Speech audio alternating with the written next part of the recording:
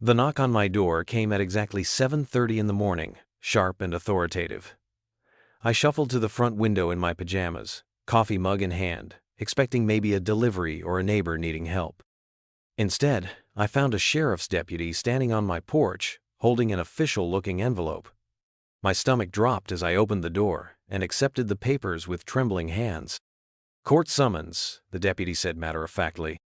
"Someone named Karen Whitmore from your homeowners association is suing you for constructing an unpermitted swimming pool on your property." He glanced past me toward my backyard, which was clearly visible through the sliding glass doors. "That your pool back there?" I followed his gaze to my backyard, which consisted of nothing but bare dirt, a few scattered rocks, and some weeds poking through the soil. No pool, no construction, no anything. The absurdity hit me like a freight train, and I started laughing. Not a polite chuckle, but a full-blown belly laugh that echoed through the morning air. "Ma'am?" the deputy asked, looking concerned. "Are you all right?" I couldn't stop laughing. The idea that Karen Whitmore, my insufferable neighbor and self-appointed guardian of neighborhood aesthetics, was suing me for a pool that existed only in her imagination was so ridiculous that tears started streaming down my face. Through my laughter, I managed to point toward the empty patch of dirt behind my house. "Officer," I gasped between laughs, "does that look like a swimming pool to you?" That's when I noticed Karen herself marching across the street, cell phone pressed to her ear, her face red with indignation. She was speaking rapidly into the phone, gesturing wildly at my house. Even from this distance, I could hear her shrill voice demanding that someone come immediately to deal with a dangerous and unstable individual who is threatening neighborhood safety. The deputy looked from me to Karen, then back to the empty backyard, and I could see the exact moment he realized what kind of situation he'd walked into. He sighed deeply and shook his head. "Ma'am, I suggest you get yourself a lawyer. This is clearly going to get complicated." As he walked away, Karen ended her call and stood at the edge of my property, arms crossed, watching me with the intensity of a hawk eyeing its prey. I was still chuckling as I closed the door, but something in her expression told me this was far from over. Moving to Sycamore Heights 6 months ago was supposed to be my escape from chaos. After 3 years in a cramped apartment above a 24-hour diner, where the smell of grease and the constant clatter of dishes had become the soundtrack of my existence, I craved peace and quiet. The small suburban neighborhood seemed perfect, with its tree-lined streets and well-maintained houses. The Homeowners Association promised to maintain property values and ensure community standards. What I didn't expect was Karen Whitmore. Karen lived directly across the street in a pristine colonial with perfectly manicured landscaping that looked like it belonged in a magazine. She was in her early 50s, always impeccably dressed, and had the kind of sharp, angular features that seemed designed for looking disapproving. Within hours of moving in, she appeared at my door with a clipboard, a measuring tape, and a camera. "Welcome to the neighborhood," she said, though her tone suggested anything but welcome. "I'm Karen Whitmore, the compliance officer for the Sycamore Heights Homeowners Association. I need to conduct a preliminary inspection of your property to ensure everything meets our community standards." I was exhausted from moving and still had boxes scattered throughout the house, but I tried to be polite. "I appreciate the welcome, but I haven't had a chance to do much with the yard yet. I was planning to start landscaping next month." Karen's eyes narrowed as she surveyed my property. The previous owners had removed most of the landscaping before selling, leaving behind a bare expanse of dirt with a few struggling shrubs. It wasn't pretty, but it wasn't violating any obvious rules either. The Homeowners Association covenant requires that all properties maintain acceptable landscaping standards, she said, making notes on her clipboard. "This bare soil is unacceptable. You have 30 days to remedy the situation or face fines." She spent the next 20 minutes photographing my house from every angle, measuring the height of my mailbox, and inspecting my garbage cans. When she finally left, I felt like I'd been through an interrogation rather than a neighborhood welcome. The next morning, I found a formal letter from the Homeowners Association in my mailbox. It outlined 17 different violations, including inadequate ground cover, non-compliance with mailbox positioning standards, and improper storage of refuse containers. Each violation carried a $50 fine. I called the HOA office, expecting to speak with someone reasonable who could explain the situation. Instead, I got Karen's voice on the answering machine, informing me that all compliance issues must be addressed in writing within 10 business days. Over the following weeks, Karen's visits became a daily occurrence. She would appear at random times, armed with her clipboard and camera, documenting every perceived infraction. She measured my grass in the areas where it was actually growing, took photos of my car if I parked it at a slightly different angle, and even counted the number of packages left on my doorstep. The fines kept coming. $50 for having a garden hose visible from the street, $75 for allowing dandelions to grow in my backyard, $100 for failing to maintain uniform lawn height in areas where no grass was actually growing. I tried reasoning with her. I tried explaining that I was planning to landscape the backyard gradually, that I was saving money for proper landscaping, that I was new to home ownership and still learning the rules. Karen's response was always the same. The rules apply to everyone equally, and ignorance is no excuse. The breaking point came when she left a note on my door claiming I was disturbing the peace by practicing yoga in my backyard at 6 in the morning. Apparently, my son's salutations were inappropriate public displays that violated the community's standards of decorum. I decided to ignore her increasingly ridiculous complaints and focus on my own life. I had a job to do, a house to settle into, and a future to build. Karen Whitmore and her obsession with imaginary violations were not going to control my life.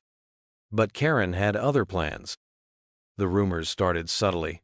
A neighbor mentioned that Karen had been asking questions about construction permits. Another neighbor warned me that Karen was telling people I was planning major unauthorized modifications to my property. When I asked what modifications, they shrugged and said Karen had been vague about the details.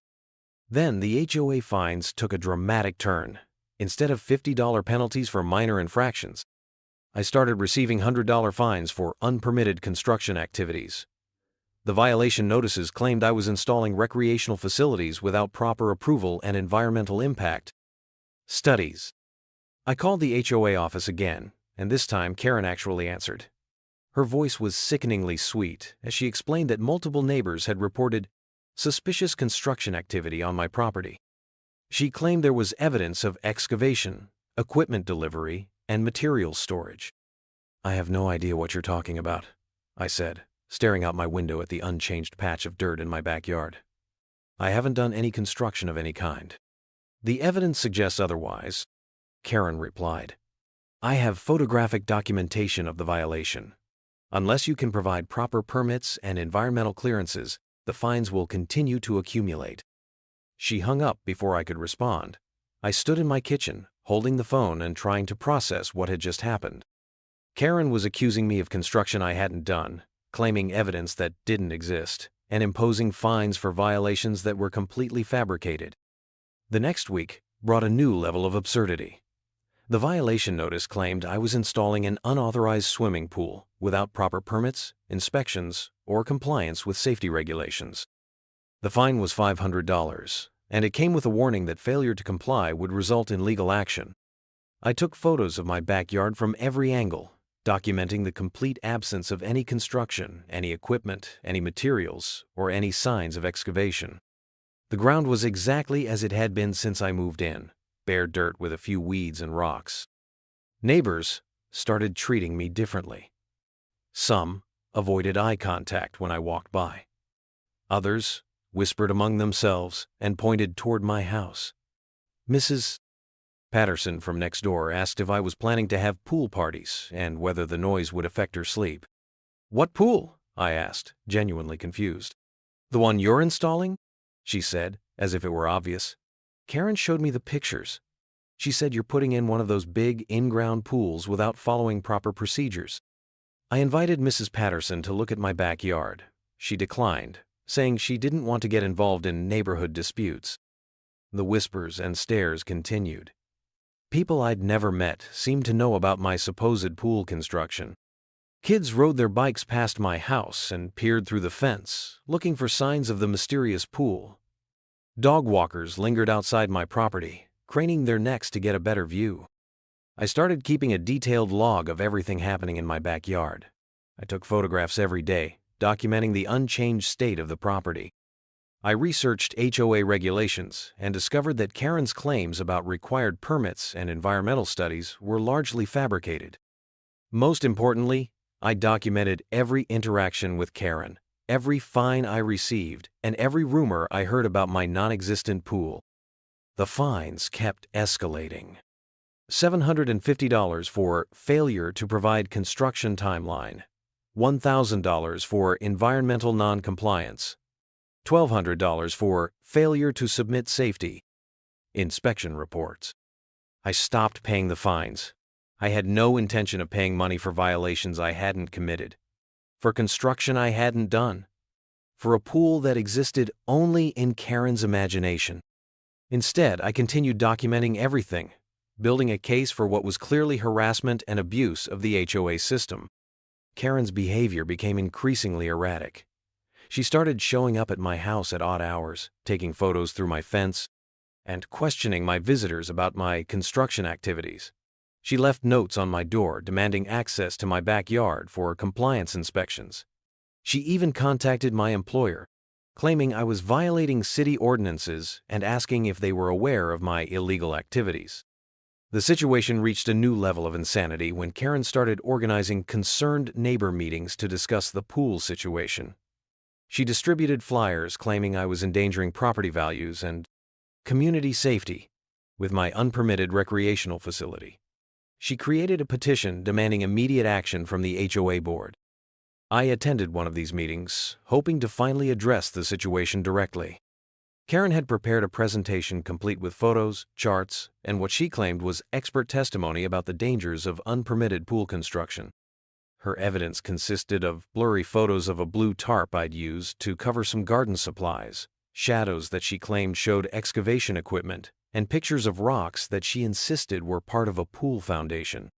When I stood up to speak, Karen immediately objected, claiming I shouldn't be allowed to defend obvious violations and that my presence was intimidating to concerned neighbors. The HOA board members looked uncomfortable, but they allowed Karen to continue her presentation. I asked the board to visit my property and see for themselves that there was no pool, no construction, and no violations. Karen objected again, claiming that I might have covered up the evidence or that the construction was happening underground where it couldn't be easily seen. The meeting ended with the board promising to investigate the situation thoroughly and take appropriate action. I left feeling like I'd stepped into an alternate reality where facts didn't matter and accusations were treated as evidence. The legal notice arrived on a Tuesday morning, delivered by the same sheriff's deputy who would later witness my laughter. Karen Whitmore, acting as an agent of the Sycamore Heights Homeowners Association, was suing me for violating community covenants by constructing an unpermitted swimming pool. The lawsuit demanded immediate cessation of all construction activities, removal of the offending pool, payment of accumulated fines totaling over $8,000, and attorney fees. I read the document 3 times, each reading more surreal than the last. The lawsuit claimed I had willfully and maliciously violated HOA regulations by installing a large in-ground swimming pool with associated recreational facilities without proper permits, inspections, or environmental clearances. It cited photographic evidence and neighbor testimony as proof of the violations.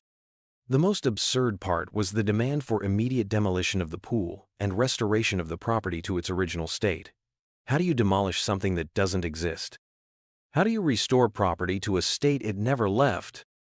I called every lawyer I could find, explaining the situation and asking for help.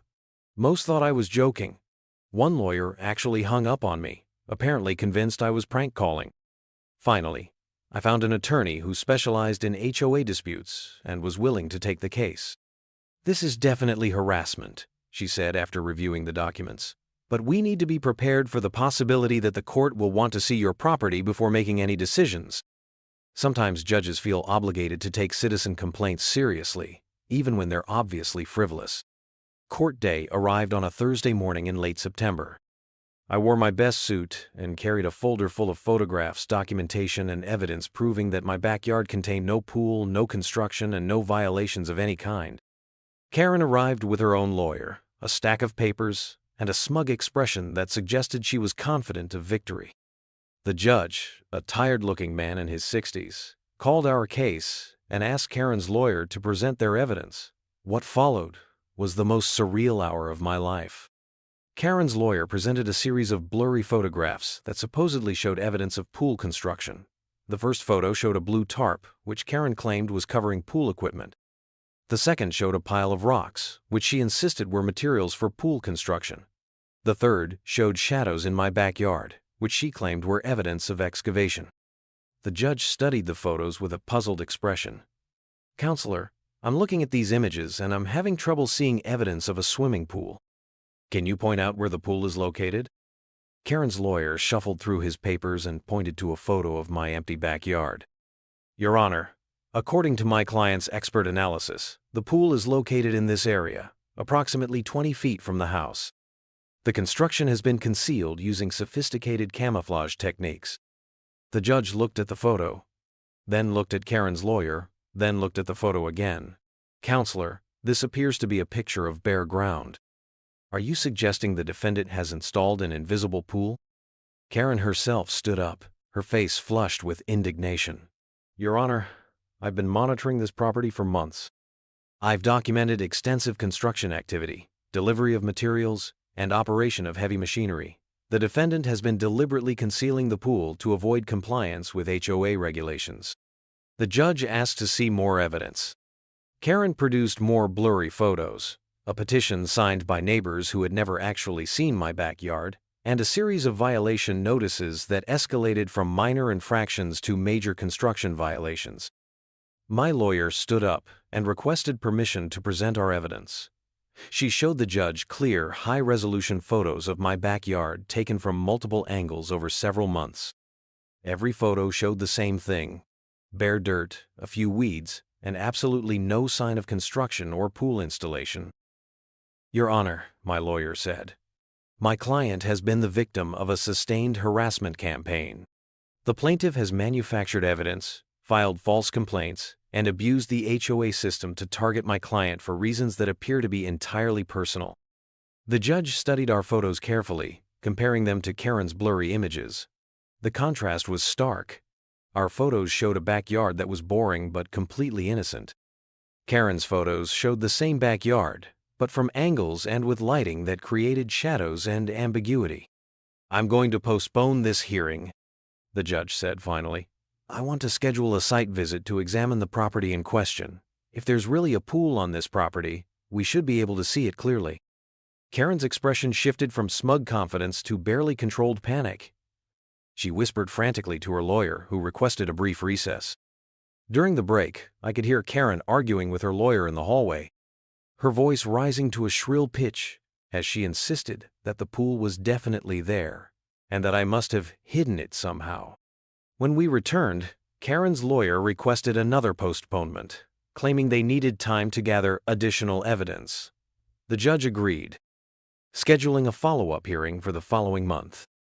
As we left the courthouse, Karen approached me in the parking lot. Her earlier confidence had been replaced by desperate anger. "I know what you're doing," she hissed. "You think you're clever, but I'm watching you. I'm documenting everything. You won't get away with this." I didn't respond, but I made a mental note to install security cameras when I got home. The month between hearings was the strangest period of my life. Karen's surveillance of my property became constant and obvious. She set up a lawn chair in her front yard and spent hours each day staring at my house through binoculars. She took photos of every delivery truck that came to my street, every person who visited my house, and every car that parked near my property. Her behavior became so disruptive that other neighbors started complaining. Mrs. Patterson, who had initially been sympathetic to Karen's concerns, asked me if I thought Karen was having some kind of breakdown. Mr. Johnson from down the street mentioned that Karen had been calling him at all hours, demanding that he spy on my backyard and report any suspicious activity. I decided to take action. Instead of waiting for the next court hearing, I filed a counterclaim against Karen for harassment, defamation, and abuse of legal process. My lawyer helped me document the pattern of escalating harassment, the financial impact of the false fines, and the damage to my reputation in the community. We also reached out to other neighbors who had been targeted by Karen's campaigns. It turned out I wasn't her first victim. Over the past 5 years, Karen had filed complaints against 7 different neighbors for various imaginary violations. Mrs. Chen had been fined for unauthorized garden modifications when she planted roses in her front yard. Mr. Williams had been cited for improper fence maintenance when he painted his fence the wrong shade of white. The Johnsons had been accused of noise violations for practicing piano during acceptable daytime hours. A legal aid organization that specialized in HOA abuse cases agreed to help coordinate our response. They explained that Karen's behavior was part of a pattern they'd seen before. Individuals who gained a small amount of authority within HOA systems and then used that authority to harass neighbors for personal reasons. The breakthrough came when we discovered that Karen had been keeping detailed files on every neighbor in the community. She had photos of everyone's property, notes about their daily routines, and what appeared to be a rating system for compliance with her personal interpretation of HOA rules. Most disturbing, she had been using HOA resources to pay for private investigators to gather information about neighbors she considered problematic. The HOA board, which had initially been sympathetic to Karen's complaints, began to distance themselves from her actions. They hired an independent auditor to review all of Karen's activities as compliance officer and discovered that she had been issuing fines and violations that had no basis in the actual HOA covenants. The second court hearing was scheduled for a Friday morning in November. This time, I felt confident. We had evidence, witnesses, and a clear pattern of harassment. Karen's case, meanwhile, had grown weaker with each passing day. The judge opened the hearing by announcing that he had reviewed all the evidence and was prepared to make a decision.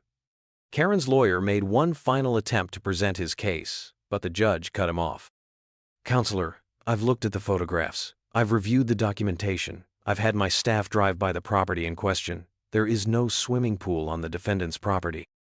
There never was a swimming pool.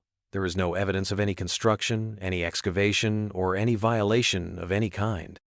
Karen stood up, her face red with anger. "Your Honor, you don't understand. The pool is there. It's underground. It's camouflaged. The defendant is using sophisticated techniques to hide it." The judge looked at Karen with a mixture of pity and annoyance. "Ma'am, I'm dismissing this lawsuit. Furthermore, I'm awarding attorney fees to the defendant. And I want to warn you about the consequences of filing frivolous lawsuits. If you continue to abuse the court system, you could face sanctions." Karen's lawyer tried to quiet her, but she continued speaking. "This is a conspiracy. The defendant has connections. They've influenced the court. The pool is there, and everyone knows it." The judge's expression hardened. "Ma'am, I'm going to strongly suggest that you seek legal counsel before making any further statements in this courtroom." My lawyer then presented our counterclaim. We had evidence of harassment, documentation of the financial impact of false fines, and testimony from multiple neighbors about Karen's pattern of abusive behavior. The judge listened carefully and agreed to hear the counterclaim in a separate proceeding. As the hearing concluded, Karen stormed out of the courtroom. I felt a tremendous sense of relief. The nightmare was finally over. The imaginary pool that had dominated my life for months had been officially declared non-existent. I was walking to my car when I heard shouting from the courthouse steps. Karen was on her cell phone, screaming at someone about the miscarriage of justice and demanding that someone do something about this corruption. I couldn't help myself. After months of stress, legal fees, and sleepless nights, the absurdity of the situation finally hit me. I started laughing. Not a polite chuckle, but the same kind of deep, cathartic laughter that had gotten me in trouble with the sheriff's deputy months earlier. Karen heard me laughing and turned around. Her face was contorted with rage. "You think this is funny?" she screamed. "You think destroying our community is amusing?" I tried to stop laughing, but I couldn't. The idea that I had somehow destroyed a community by not building a pool in my backyard was so ridiculous that it sent me into fresh waves of laughter. "I'm calling the police," Karen announced, pulling out her phone.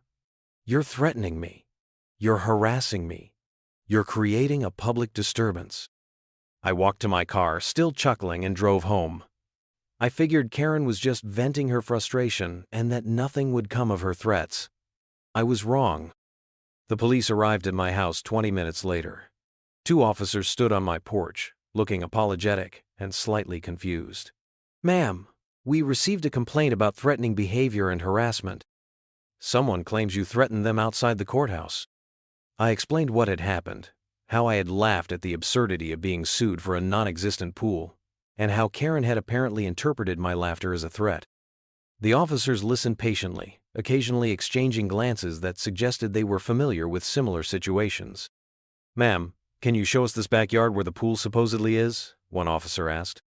I led them to my backyard, which remained exactly as it had been for months. A patch of bare dirt with a few weeds and rocks. No pool, no construction, no violations. The officers took photos with their phones, documenting the empty backyard. "Ma'am, we're going to need to file a report, but it's pretty clear that there's no pool here. We're also going to need to talk to the complainant about filing false reports." As they were leaving, Karen appeared at the edge of my property. She had apparently followed the police to my house and was now demanding that they arrest me for terroristic threats and destruction of community property. The officers were patient but firm. They explained that laughing at an absurd situation was not a criminal offense and that Karen's continued harassment could result in charges against her.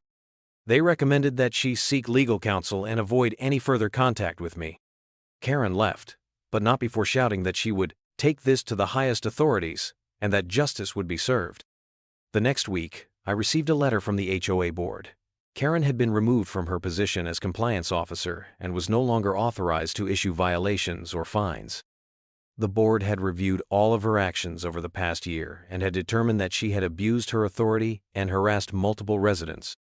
More importantly, the board had voted to reverse all of the fines Karen had issued against me. They offered a formal apology and a promise that similar situations would not be tolerated in the future. Karen's downfall was swift and complete. The other neighbors she had harassed came forward with their own stories. The HOA board discovered that Karen had been using her position to settle personal vendettas and had been issuing fines and violations that had no basis in the actual community covenants. The legal aid organization helped coordinate a group complaint against Karen's abuse of the HOA system.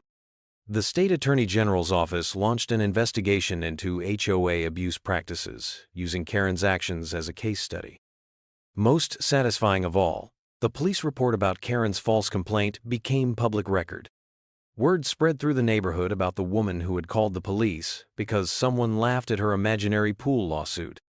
Karen's influence in the community evaporated overnight. The neighbors who had once feared her complaints now openly mocked her obsession with non-existent violations. The HOA board implemented new oversight procedures to prevent future abuse of authority. 3 months after the final court hearing, I decided to do something special with my backyard.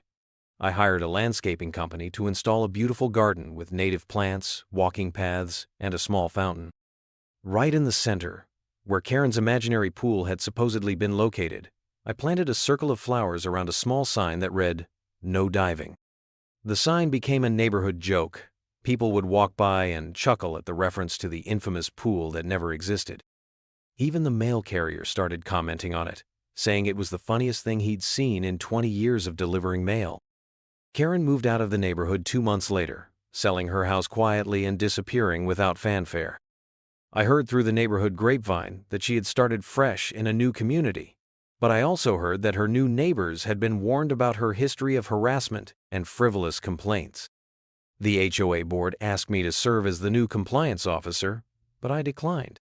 I had learned that the best way to maintain community standards was through cooperation and common sense, not through harassment and manufactured violations.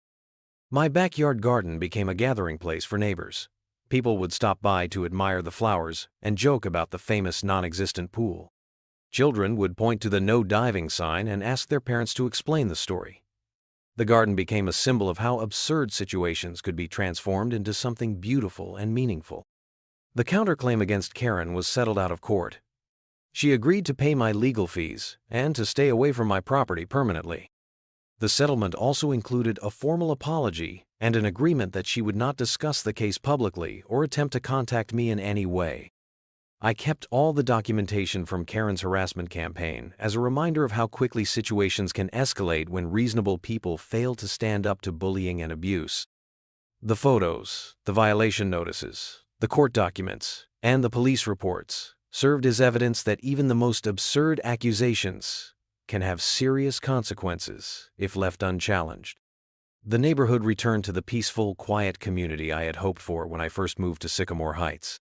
Property values remained stable, community standards were maintained through reasonable enforcement, and neighbors treated each other with respect and courtesy. My garden flourished, becoming more beautiful with each passing season.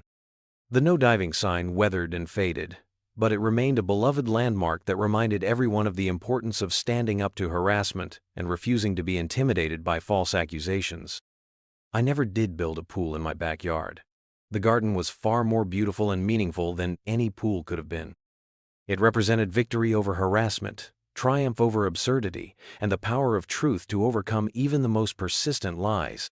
Karen's legacy in Sycamore Heights was a cautionary tale about the dangers of unchecked authority and the importance of community oversight.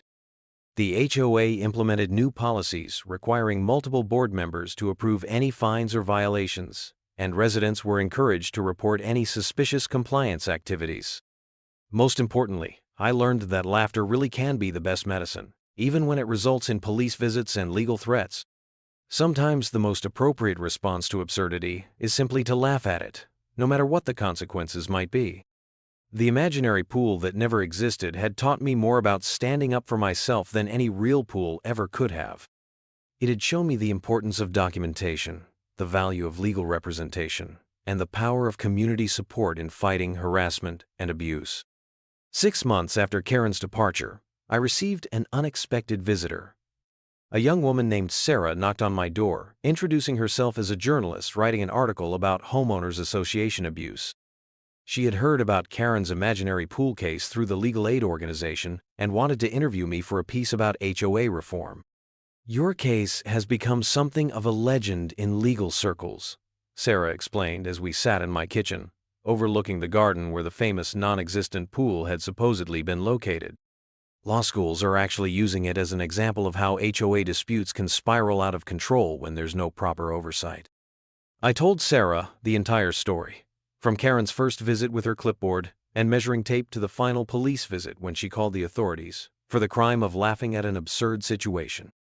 Sarah took detailed notes and asked probing questions about the psychological impact of sustained harassment. "What strikes me most," Sarah said, "is how Karen's obsession with control created a reality that existed only in her mind. She became so invested in proving you were violating rules that she started seeing violations where none existed. It's like a form of collective delusion." The article Sarah wrote was published in a national magazine focused on community issues. It sparked a broader conversation about HOA reform and the need for better oversight of compliance officers. Several other HOA abuse victims reached out to me, sharing their own stories of harassment and manufactured violations.